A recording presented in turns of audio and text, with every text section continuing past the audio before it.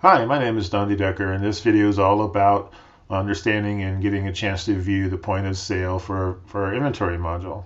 Now, just so you know, inventory is not required; it's an optional thing. But the point of sale is part of inventory, so you can have inventory without point of sale or point of sale without inventory.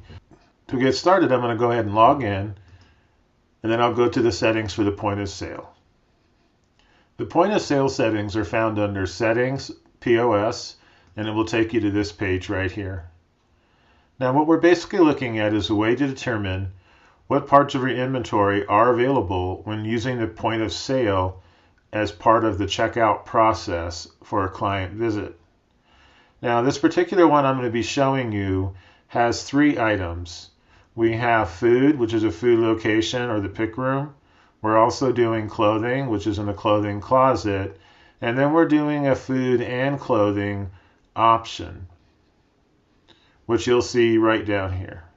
Now let's go ahead and get started with the food one. So I'm going to go back up to food right here in the pick room, and I'm going to see how it's currently set by clicking on edit, and you'll see my available location and inventory that they can choose foods from is the pick room. Now the pick room is where all those foods are. Now you know there are zones. If you watched the other video, it's irrelevant of the zones. It's just whatever is in your location. In this case, the location is named pick room. Now you can do more than one. As you can see, I can also choose clothing closet, but I don't want people that are doing food to be checking out shirts and shoes and belts. Just food items. Now if you have a situation to where you're doing TFAP food or government food separate from, let's say, donated food or pantry food, you could separate them on your floor and have one side is your donated foods and the other side is your government foods like TFAP or senior box. Then when you're using your POS to do your checkout, you can pick which location. Now in this situation we only have 2. We have a clothing closet and pick room. But what I could do is I could have a TFAP option as well. So I could do donated food to the pick room and then all the government food through the TFAP. But in this case, it's not mocked up that way, so just trying to share some vision. Now for pick room, I only want them to do the pick room. I don't want them to go into clothing, so we'll just save that. Now when we go to the clothing closet, which is one here, we go here, you can see now that there are 2 options as well, clothing and pick room. Now because it's clothing, I don't want them choosing food, milk or canned corn or jelly beans, that kind of stuff. I just want them doing clothing, shirts, shoes, belts, that kind of thing.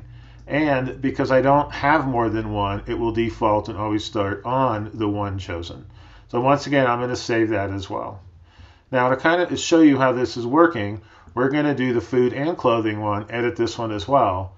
And then here you can see there's 2 available locations in it. So we have a clothing closet and a pick room. So in this case, I could scan food as well as clothing all together. Not that you would, but just for example of what this is doing, so you have an idea. And then of course I'm telling it, let's start with food first, because maybe they go through the food line first and then you go to the clothing, potentially. I could reverse this as well and say we do our clothing first, then we go do our food after. But both will be available. Now how these are available, let me show you exactly how that works in the actual point of sale. Now, before I can show you the point of sale, you actually have to have a visit first, and that is your portal to accessing the point of sale. So the first thing I'm going to do is going to always be on the current day, which today is the 7th. I'm going to choose my food and clothing distribution, and then I need to search. I could use a barcode, but I'm going to search for somebody. So I'm going to do a D, pull up David Ellis, and then I'm going to give David clothing, food and clothing, so you can see what the difference is for each one. So if I give him food and clothing, or clothing, food and clothing, and then I go ahead and save the visit.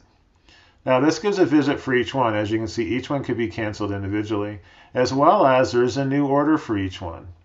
So when I'm working with this client, either they're doing their own point of sale, or we're packing for someone, or you're working with a volunteer's working with a client as they're going through the line.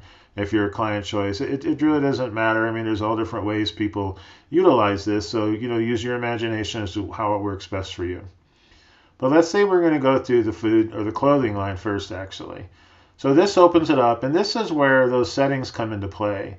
Because I chose clothing, I only have clothing available. If I were to go back here, choose food, a new order, then I'm only going to go to the pick room.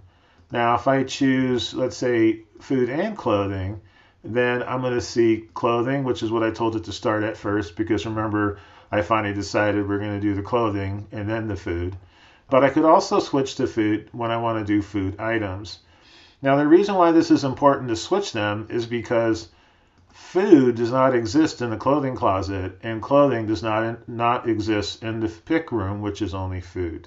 So when you're doing a particular area, you can switch to the area you want to work in, which makes it very easy to segregate the items that are available, mostly because of food as well as the government programs, because you have to identify what items that are government have given you to give to those clients versus the donated food items or food items you purchase, which government has no control over.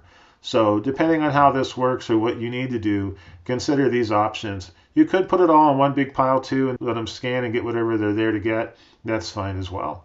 But let's just take a look in a clothing closet. So what I'm going to do now is I'm going to go back and we'll just do clothing so we can see what's happening. Now when I'm going to go scan, so the first thing I have here is a men's belt. I'm going to scan a men's belt. Now it's going to give me a 1 because I scanned it. It's also going to show the item up above and where it's at. It's in men's apparel in my clothing closet. It'll also say how many I have available. If I scan it a second time, it's going to increment it. Now I can also increment it manually if you have large quantities. I can also go in here and say it's just 20, that kind of thing. So it does make it handy for you to be able to do this as you need without having to spend a bunch of time, click, click, click, click, click, trying to get it to 52, let's say. All right, so now that I got a men's belt, let's go ahead and do a top or a shirt. There's a men's shirt. They did get 2 of those, so I'll scan that a second time. They're going to get some pants. There we go. They got 1 pair of pants. And to finish it off, we're going to give them some shoes. Now, as part of this, we should not be able to scan or find any food items. So if I click and scan a food item, it just says no data found.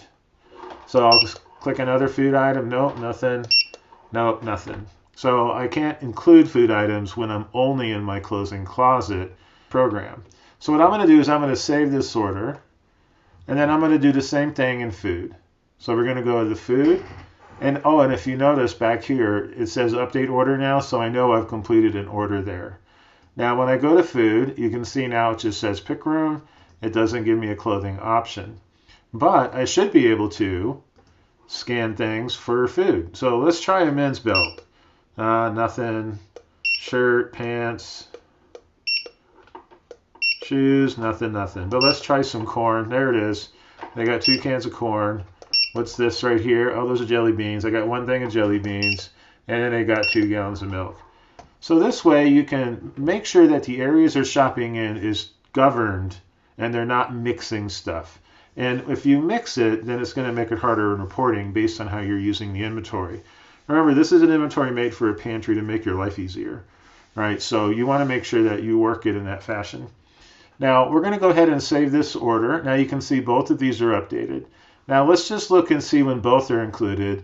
Not that you would do this, but you certainly could. But this is more of an understanding of what we're doing. So if I go ahead and choose clothing closet or pick room. So in this case, I'll start with clothing closet.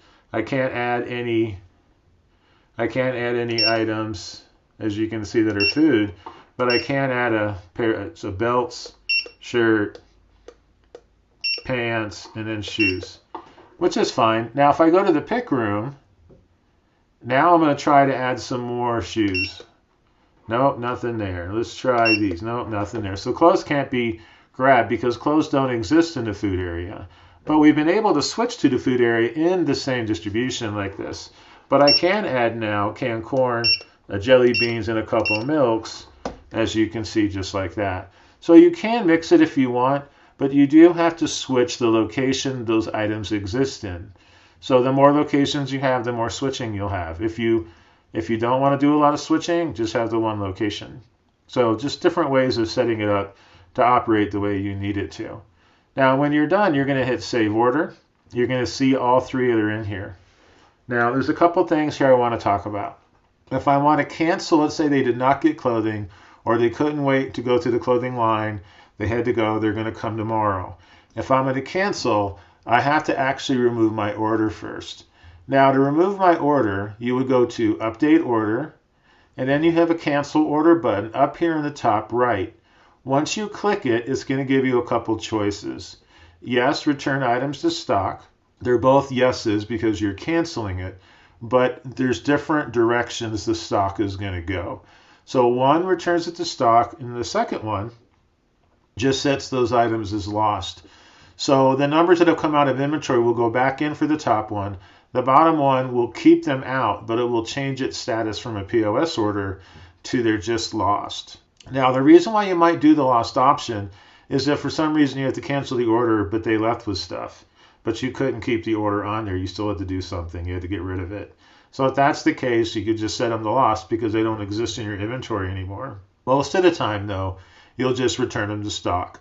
So once you confirm, the order goes away. You see how it says new order. Then you can go to cancel, do your override, and remove the visit altogether. And those items that I originally checked out are now back into my inventory in this case. These here, food and clothing, all still have their orders intact. So these items are also out of inventory. Now that I'm done working with that first client and I'm ready to do my next client, all you're really going to do is just repeat the entire process all over again. One other thing I think that's good to mention is you might actually check the people in initially and then maybe call them in. And a good way of doing that is down below. So if you notice there's a checked in option, so maybe what a volunteer would do is they would see that David Ellis has been checked in for food, not getting clothing. Food and clothing probably wouldn't be there. It would just be food or clothing likely. And then so yes, he's for food. So what they'll do is they'll say David, and David would come up. And then they would work with David as they do client choice as they're working through the food line and scanning the items David is taking. So while your volunteers are working with this client getting his food order handled, you can see it's in processing. But what we're going to do is the check-in people are just going to grab the next person in line and add them to this list down below. So what I'm going to do is I'm going to do another D, find someone else. Let's pull up Donald Roberts. Give him food. We'll save the visit. Now, what's important to notice is that now Donald Roberts is sitting here. So maybe you have another volunteer that's ready to work with this person. So they look at this list. They see Donald Roberts is checked in for food. The clothing volunteer doesn't have anybody yet. But in the meantime, so the next volunteer say Donald Roberts, and then Donald Roberts would come up, and then you'd start working with him, your second volunteer. And then that would get marked in process. Now, what's going to happen is let's say David Ellis is all done and then you need to check them out. Or they're working with David Ellis and they're doing it in this fashion to where they're walking through the shelves. What they'll do is they'll go into the order and then start scanning the items that they're receiving. So they would say, oh, we got one of those and one of those as well. We're just incrementing the existing. But I think you understand what we're doing. And once they're done, they mark this as save. This would add the order to their food.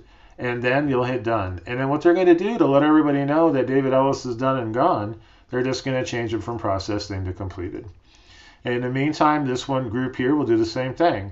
They'll click on this, or maybe on a tablet or something as they're walking through with them.